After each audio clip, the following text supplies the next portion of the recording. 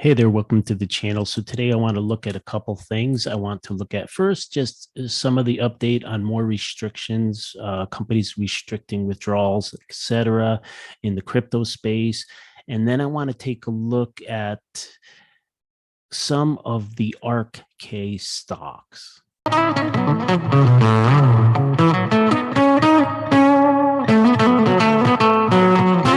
All right, so starting off, we're getting more reports. So I'm kind of just trying to keep a list of what's going on with some of these crypto companies. But we had, the Celsius stuff, and then had the Binance stuff. But right now it looks like we're getting some reports of this Three Arrows Capital having issues. So just a couple of things. They were saying that they had maybe a significant amount of money, like $1 billion in Grayscale Bitcoin Trust. So that could be a problem if we look at that chart, which we will in a minute.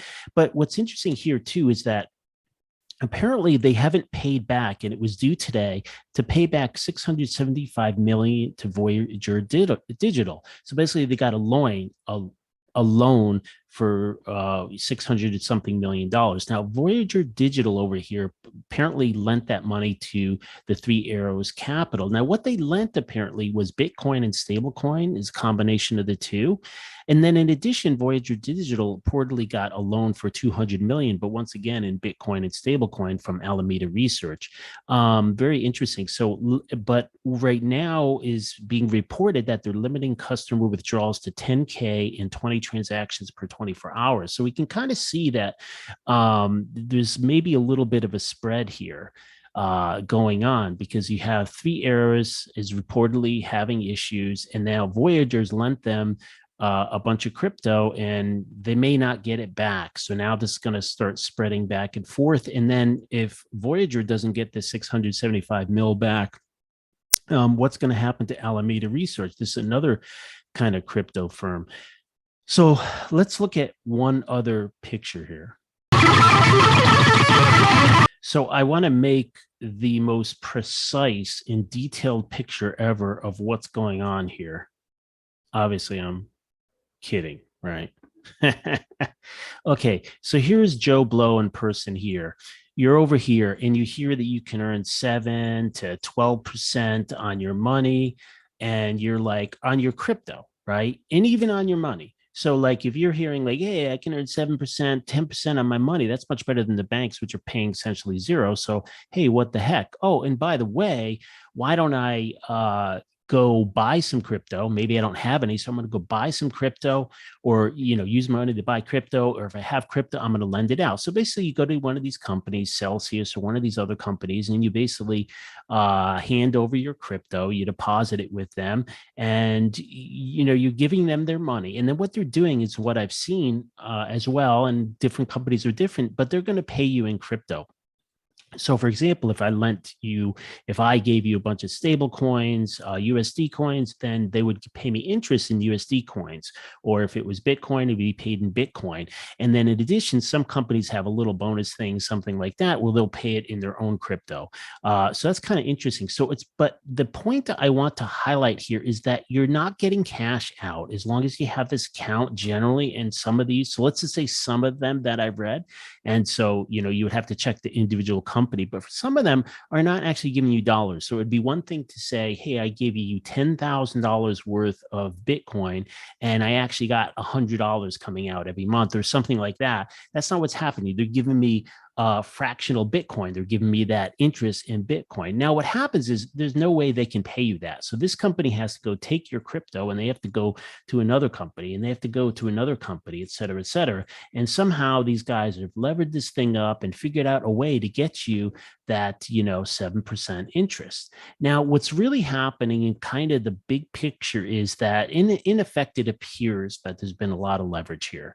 And the problem with leverage is anytime there's a decline in the asset, the thing that's being leveraged, it creates a problem, because what happens is you no longer have any equity left. So for example, if I was going to leverage up a bushel of wheat, well, I have 1 bushel of wheat and I leverage it up through the system to 10 bushels. Well, if the price of that wheat goes down, what happens very quickly is the people with pieces of paper representing 10 bushels of wheat all are trying to get out, but there's really only 1 bushel of wheat at the bottom of it. And very often that doesn't necessarily become an issue unless the price of the thing is coming down. So what's going on right now? So here, in very simple and technical terms, this is your crypto. This is your crypto. This is what's happening right now. So crypto is declining, and it's had very serious declines. And we'll look at the chart a little bit later. But over time, crypto's going down.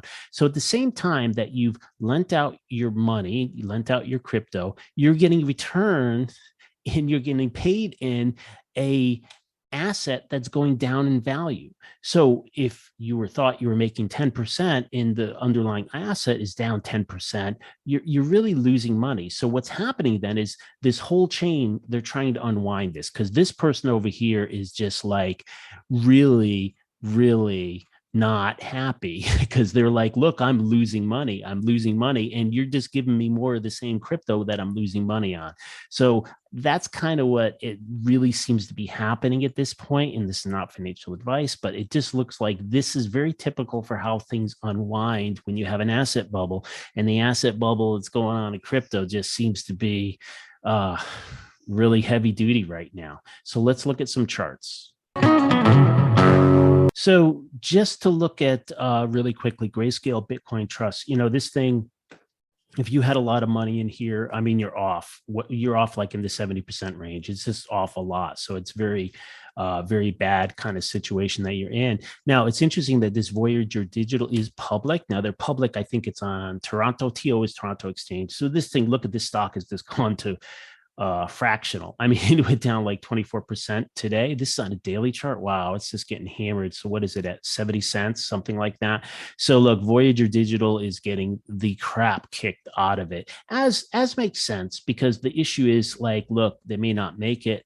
This thing is spreading. This could be a disaster. So yeah, so that is going really bad. You got your Grayscale looking like horrible.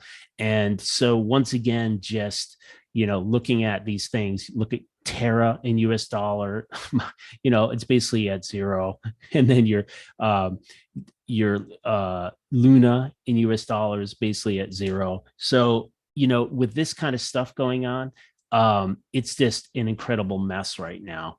And I would expect that this would just continue. I don't know how you kind of resolve this stuff with the underlying asset decaying and with all this leverage. I mean, so going back to it, what's really going on is, hey, all this leverage is forcing people to get either one, margin called, or number two, just want to get the heck out because they're like, look, I've lost enough. I've lost 70%. I don't want to lose any more. And that's kind of where I think we're at this point. So let's go take a look at some of the ARK stocks.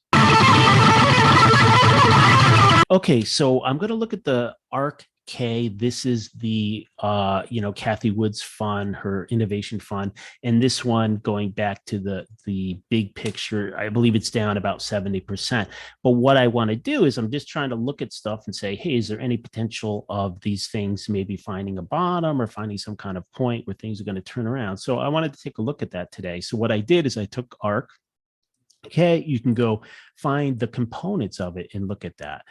So what I'm going to do is I'm going to go to the daily chart here and we can look at it. So looking at the ARKK, what's interesting, see what's happening here. You do have this kind of, it's not a great W, but you have one and you're pressing up against the inside of the W. So, you're looking at this, I'm looking at this, I'm like, well, if it breaks up above here, maybe it could be a bullish sign. So once again, not financial advice. I'm just trying to look the other side. Now here we have Coinbase. Now Coinbase, similar kind of situation. You've had stuff where, hey, you put in a low. We didn't break through the new low. So, I mean, it could just mean it's consolidation, but the other side of the coin is maybe if this can work, it's up through here. If they don't go bankrupt, which I was reading about today. So hopefully that isn't the case. I don't know. CRISPR. Now, this is an interesting one. These is like a biotech one. I think it has to do with gene editing. So this one here is, this one actually looks somewhat better, not a lot, somewhat better. If you look here, you kind of have like maybe a symmetrical triangle building, but it's already building. You're already putting in higher lows here, and you actually broke above the recent highs. So this particular one in this fund is actually showing some kind of like maybe it's basing. And I don't know that it means it's going to go, but you kind of see that you're getting in this basing thing. We go out to the weekly chart. So that was kind of interesting as well. Exact Sciences, this one, I don't see anything really any little W or anything in there. Path, this is now another one that's, showing. So now you can kind of see a pattern that, some of these guys are showing these little kind of, on the dailies, they're showing these sort of higher lows. And you can see here that you almost broke out. You're really fighting to break out of the most recent high here. Remember, you got a bunch of resistance over here in this huge gap, but, kind of interesting for the ultra speculative stuff. And I guess, it would be worthwhile, if you're looking at trading, paper trading this stuff, is that you would maybe look at it and say, go check the short interest. And that's something maybe I'll do. Roku, this one's not, I mean, once again, yeah, these are, because if you look back here, there's your high is much lower, your low, much lower, high comes up. You see how it's kind of working its way down. And then you can see that the momentum is trickling out, and so now we're kind of holding the lows. We did undercut here, but then the high kind of got out. So you can see how the rate of change is slowing down. And of course, that would be the precursor. Hey, the rate of declines have got to slow down before you can, kind of put in a base. And then Square, kind of that one I don't really like. And then Teladoc, this guy too, this one, huge gap. It's going to be huge resistance here, 50. So really huge resistance. But once again, a really kind of weird, kind of crappy W. You've broken out to new highs from this recent area. You really have to work through this 40 to work into that gap. But it's just another thing to kind of just, I wonder about. And I know when I look at a lot of these companies, their financials are in horrible shape, some of them. So, this is all just pure technical trading. And then you have like a W here on the daily for Tesla. And, it's working its way up. If it was to find a way to break above here, then maybe we could have a little bit of a breakout and a little run on it. But it's really hard to say. Twilio, whatever this one, see, I don't see much there. I don't really see a little W. And then we have Zoom. Now, Zoom is, on the daily chart here. So once again, remember too, this is on the daily. So if you compare this on the daily, you're talking about like if you had a W, then what kind of and it took a month to form, then what kind of a rally would you get? Maybe a month-long rally of similar, height and depth, etc. Something like that. So as compared to looking at a huge base on something like a big weekly chart. So now here, here we have, this one, technically is like, look, it's starting to put in higher lows. And you see the high here, it put in a higher high here, and it's currently running high here, and it's running into this one here. Hasn't broken through there, but it's working its way on it. And then you see this, the purple line, the moving average purple line is starting to flatten and potentially turn. So you can see that you have a potential base on the daily chart. And then if you want to get, like, we can try to like make up patterns, which is like make up patterns. Like, look, if I had, this was head and shoulders, right? And so then you had what? If you had something like this, that would be a shoulder. So inverse head and shoulders, right? And something like that, maybe inverse head and shoulders, maybe it just broke up. And then, oh, gee, look at that though. This is interesting. Look at the volume on this guy. Double the daily volume on that. So that's kind of interesting. So there seems to be, like in this Zoom, there seems to be some action going on here. You had, as it tried to get above this high and this high in that time frame, it did have a big heavy volume day. So that's kind of interesting. And it's kind of maybe putting in a pattern. So yeah, so I just wanted to look at that. So that's under my view of, hey, is there anything positive going on? Even though I still think there's a lot more pain overall to come, because, hey, the Fed is still doing their thing. So I wouldn't be really encouraged about it. We still have the high inflation. So it's just going to take more time. But as I, trying to look into and see, hey, are there going to be some of these companies that have already taken 80% loss that, like, maybe they're set up to, to recover.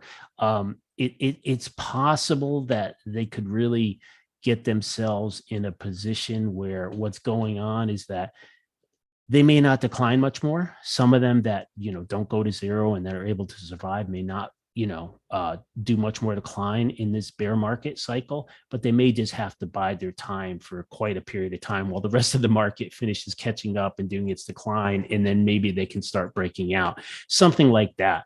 So, yeah. So in summary, you see some little kind of not so great patterns on the dailies of some of these really beaten up stocks. It could just be very short term stuff. We see like crypto, there's a little more spread of the contagion in the crypto. I look to the point where we get some kind of notification that one of these crypto companies got a loan from an actual bank instead of another crypto company. That will be interesting to see, because at some point I assume there's a bank behind these somewhere.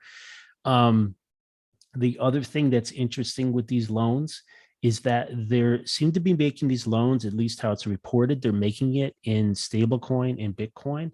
So that's very interesting. So if I was a company and I was struggling to, handle the withdrawals I'm getting, well, if I had borrowed a bunch of Bitcoin and a bunch of stablecoin and I can use that to pay instead of actual dollars, then that would help me. That would help me, right? Because if I go, okay, so if I have, 1,000 Bitcoins, people requesting 1,000 Bitcoins being returned, I can just return the Bitcoins and then hey, and then I'm done. Hey, I returned your stuff. You have your Bitcoins. Now you go out, find someone else to convert it to dollars for you. Right. And so that's maybe what's happening here. It's just that the issue is that the asset, the Bitcoin, and then, these stable coins are, I think, except for these two that I know of, are holding up for now. But at some point, if they crack on you and start going down in value, that could be kind of the issue. So I can see why. And see, the thing is, the reason these companies are loaning each other the crypto is because they probably don't have the money.